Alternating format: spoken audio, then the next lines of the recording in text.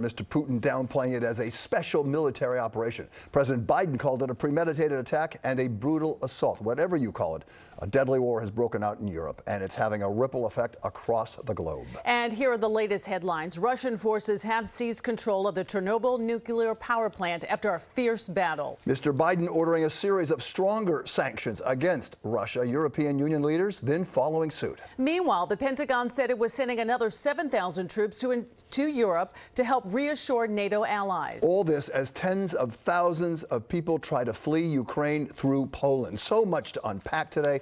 We're covering all angles of this crisis, from what's happening on the ground in Ukraine to local Ukrainian communities in our area, to the impact this war is going to have on your day-to-day life. We begin our coverage with Jim Dolan. He's in the newsroom. Jim?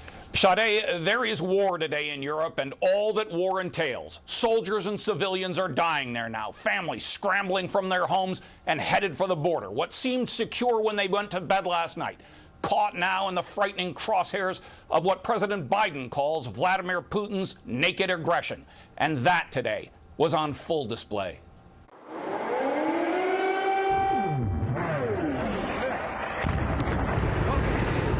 People of Ukraine woke this morning to the startling, thundering sounds of war.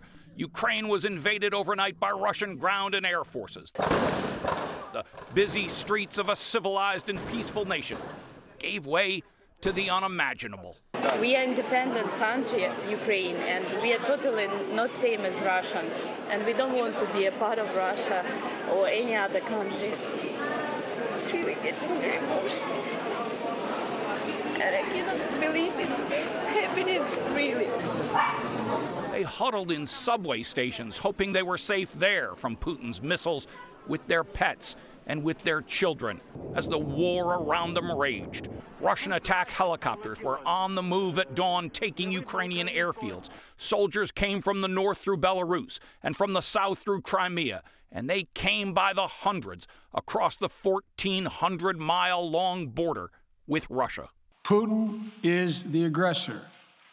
Putin chose this war, and now he and his country will bear the consequences. President Biden imposed stiff new sanctions against Russia and the Russian financial system today, but as even he acknowledges, sanctions inflict pain only gradually. Some of the most powerful impacts our actions will come over time as we squeeze Russia's access to finances and technology for strategic sectors of its economy and degrade its industrial capacity for years to come.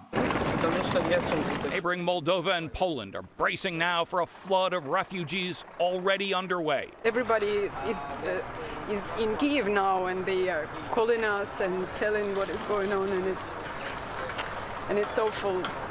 My husband told me that I'm panicking, and it won't happen, and now it's true, and this is absolutely incredible. But at home, Ukraine says Russia is in for a fight. We are fighting. We will be fighting. We, not only our brave and motivated military, but all Ukrainians. We are protecting our home, and we will not stop. Well, taking Ukraine may come easy to the overwhelming Russian military. Keeping it will be a far different story. President Biden pointed out today that swift gains in territory often quickly give way to grinding occupation. Holding Ukraine may prove a far more formidable task. And there are hints now that Putin may even see some dissension at home